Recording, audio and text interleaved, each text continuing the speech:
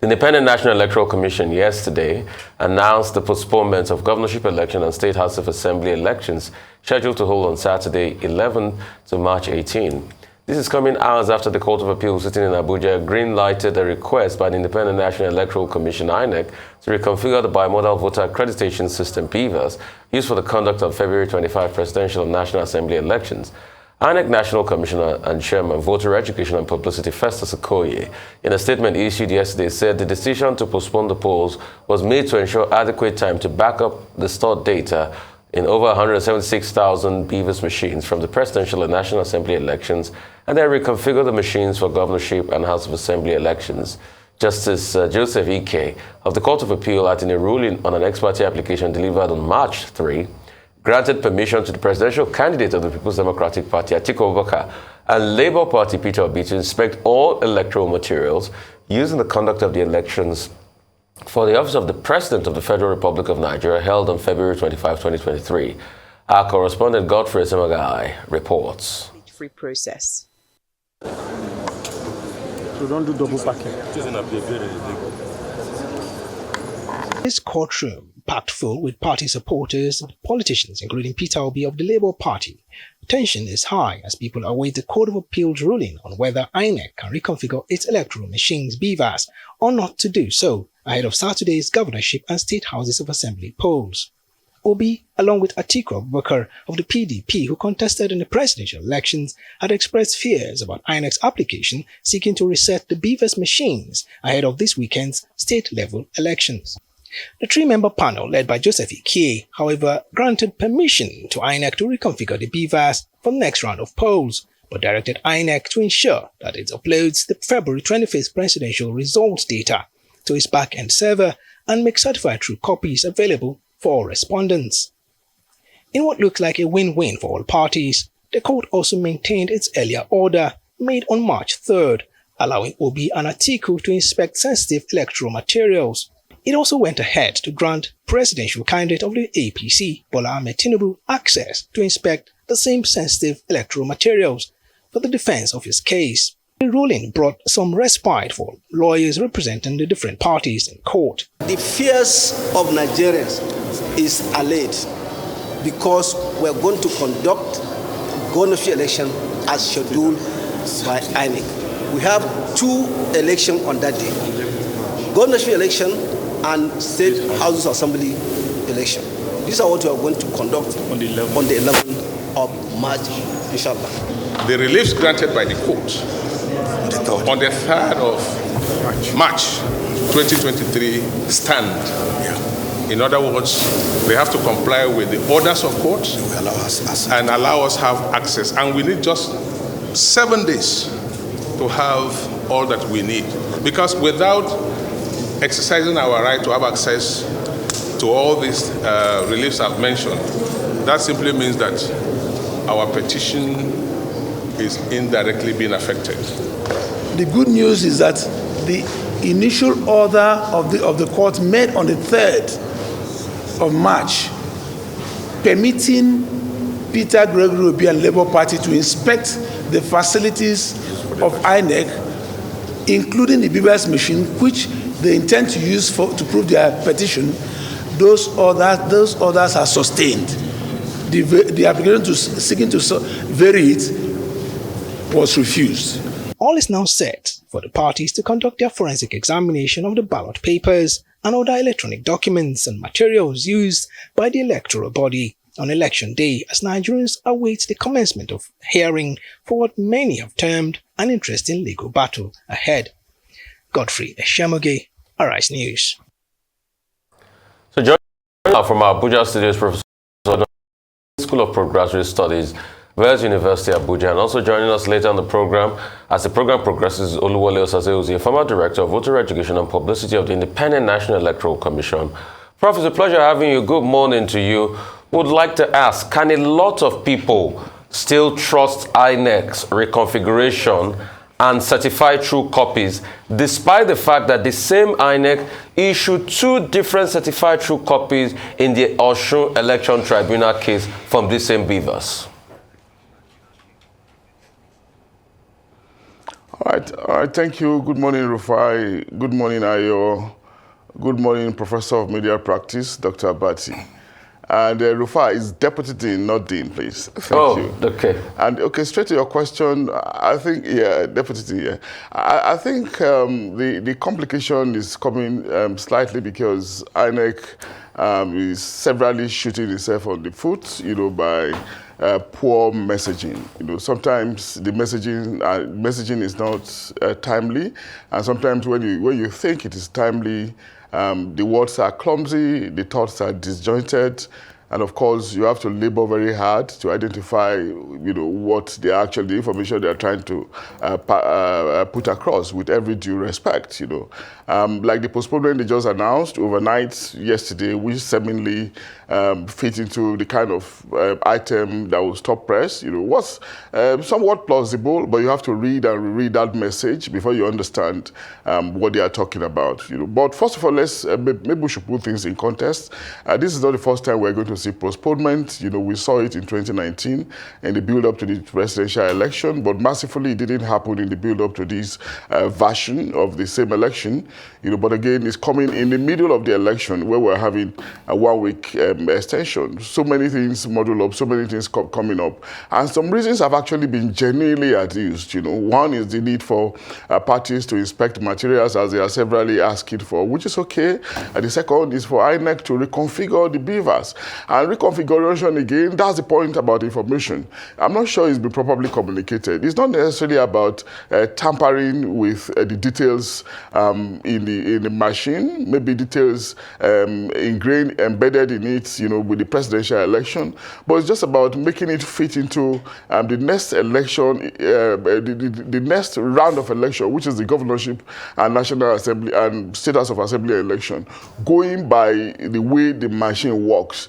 But I dare say that, it does seem as if we're not getting it, we're not having proper understanding of how this equipment work, and that's the bane of the process, really, from what I can understand from my own little corner. So I think maybe some more explanations, some more timely, appropriate information, and maybe some more proper organization of thoughts will help the populace, especially in a situation where we live in a country where there's a huge deficit in trust, and when it concerns election, the deficit is even double or even multiple, as the case could be. Rufai, Dr. Bachi, and I. All right, well, thank you very much, Professor Adeniyi. And like you mentioned, it's just that deficit of trust. Even though INEC has assured Nigerians that their back-end server is secure and that it cannot be tampered with, when you speak to technical experts, they say that there's no machine that is 100% fault-proof. Therefore, the onus is on INEC to ensure that the security apparatus is enough to prevent hackers from getting into their back-end server. But away from that, what are the options now for the political parties who have presented or filed a suit before the appeal court? So all of them, all three frontliners, in terms of Labour Party, PDP, and the APC, asking to inspect the materials used by INEC at the last elections. What do you think you'd be looking out for in terms of access to this? INEC also clarified that they were not going to have access to the database, so protecting the information on Nigerians. But please share with us what the political parties will be looking to gain from this exercise, and of course INEC as well. Yeah, but I think with the fact that the tribunal has actually given all of them their requests, has granted all their requests, permitting them to do the inspection, which is also a very reasonable thing to do in the interest of transparency, in the interest of proper adjudication, as the case could be. And with this extension, INEC itself now has more time, to put their acts together, maybe to do the configuration properly, as the case could be, because of the argument in their release is that they don't have enough time to prepare prepare for it, to prepare to do, the configuration and the build-up to the governorship and state of assembly election. So now that with one week ahead, of course, more time is available to them. Ordinarily, if they know what they are doing, if they are concerned about productivity and efficiency, so they have more time. So we should expect improved performance. And of course, maybe when the election proper come, we expect that, the kind of problem we had with the presidential will not rear its head again. Yes, people will be duly accredited with BVAS, and of course there will be instantaneous, rendition of results, uploading of results onto IREV, in the interest once more of transparency and accountability, and the controversy we witnessed, or that we are still witnessing, leading to several litigation, will not arise again, even though we know that it's very difficult for us not to have post-election litigation. But overall, I think it's not a terrible thing, for the extension that is, but what we have to keep saying or keep admonishing INEC about is to be concerned about messaging. In the build-up to the general election, they did well, but they dropped the ball in the thick of the election, which we are now going through. So we'll do well, they will do well, they will help themselves if they try to improve on this call. Okay, I'd like you to comment on the increasing role of the judiciary in all of this. We know that dispute resolution, election petition, is at the end of every major election. But it looks like this 2023 process is likely to be determined more by the judiciary rather than by the people. As of the last count, we have about 94 senior advocates of Nigeria who have been lined up to do battle at the Presidential Election Petition Tribunal represented by the Court of Appeal. So when all is said and done, will it be possible to say that this process is a true reflection of the will of the people? Because whenever the gubernatorial and houses of assembly elections hold, there will still be more litigations, and their lordships are overstretched already. And SANs are, well, don't let me say they are, smiling to the banks.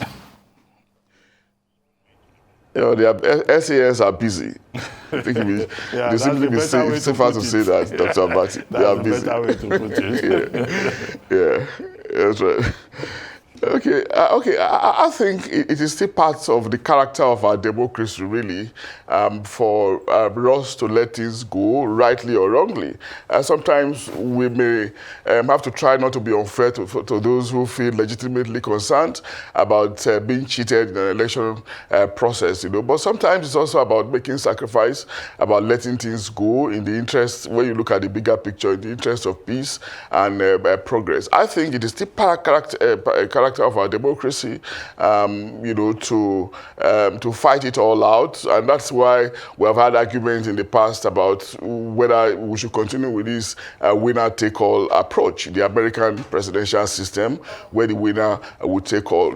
Arguments around why can't we be a little more creative, a little more ingenious, and allow our democratic practice to reflect our culture, as our culture is largely communal, concerned about sharing, not too friendly with somebody who just wants to sit out there and take it all and share it only among the friends without looking at, the sharing without looking elsewhere. And the sharing we are talking about is not necessarily, largesse, but of course responsibility, as the case could be. So that's part of our bid, and because people feel that they are losing out once they lose election, they want to be vociferous, tenacious about fighting it, leading to this several resource to courts. That's one argument. But the second argument is the concern that sometimes when the judiciary will have to decide for us, it takes away the power of the people, because that's where legislation should rest. And I think it was President Goodluck Jonathan that suggested at the time that rather than outright intervention, judicial intervention such that they decide who leads us, the best they could do most times is to probably just ask us to go back to election, so that the legitimacy, will once more be drawn for the people. people and not necessarily from a few men sitting and deciding for us. But again, the problem with that again is that if you go back to election, what is the guarantee that the outcome will once more be satisfactory? So at some point there has to be what do you call it now? You have to bring a closure. I think about that closure. It's attitudinal, really, getting to the people, contestant participants, to understand that there's no point being downhearted. At some point, you have to be noble, you have to be salutary, you have to rise above the fray, you have to be sacrificial, you have to let things go, with due respect, giving respect to the cause itself, the fact that you are contesting for some altruistic reason because of a service to the people and not service to the self. And if for once, you are losing it, do not be dieharded about it, think away from it, get back to some other businesses. And that's why some people say we'd rather have politicians or technocrats, in politics and not people who are naturally, professionally politicians.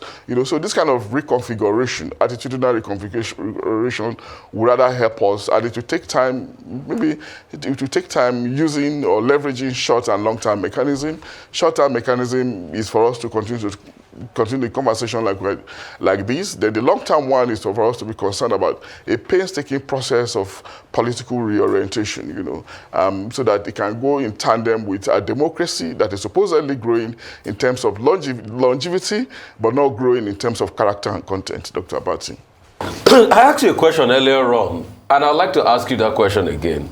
Is the problem really miscommunication from INEC or downright suspect integrity based on hitherto espoused processing? Because I said something and you didn't address it, sir, Prof. I said, can you say boldly, since INEC in this letter has said to Nigerians that the political party will still go to their server, can you say boldly that the same INEC that gave 2 different certified true copies in the Osun elections will be able to give coherent certified true copies now? 2 different certified true copies. One was given to the APC, one was given to the PDP. That's the question I asked, sir. Well, Rufai, I don't work in INEC, and I'm just an observer just like you. Probably I will not be definitive on the response I will give to that question, which borders about specificity. But all I can tell you is that, INEC can also do well, by improving on the quality of their communication, because this is a very critical agency that is now reflecting the overall deficiency we have with trust. The fact that we find it very difficult to trust ourselves as a people, and because of the problem of trust that exists between agencies and the people as well. And INEC is occupying a critical position, that leads to the determination of those who get into power. The electioneering process is a very sensitive one, especially in the trying democracy, where culture is largely prebendal, and of course where people just see that is a main source of livelihood, politics, and power. That is, and INEC is a key determinant in the process. So against that background, you expect that they can do, the only option left for them is to continue to do better, to up the ante with respect to trust building. That is probably leading to the kind of question you are asking. And I think that there are several integrity questions we have raised, several questions around whether or not they are hypocritical or not. One of them, recently reiterated by the PDP candidate, and several other issues really around whether or not the officials should resign or not. But it's going to continue, like I said. But again, the onus is always on them to up the ante so that we can trust them. Professor Adeniyi, thank you very much. But what you can be sure of is that with the array of lawyers involved in this particular matter, if there are lessons to be learned from the Osun case, those lessons will have been learned. And the reason the court has granted the right of counsel and candidates to scrutinize the CTC, certified true copies, is to be sure that errors do not occur. And from the list of lawyers that I have seen, the best have been thrown into this matter across all competencies. But thank you very much for joining us.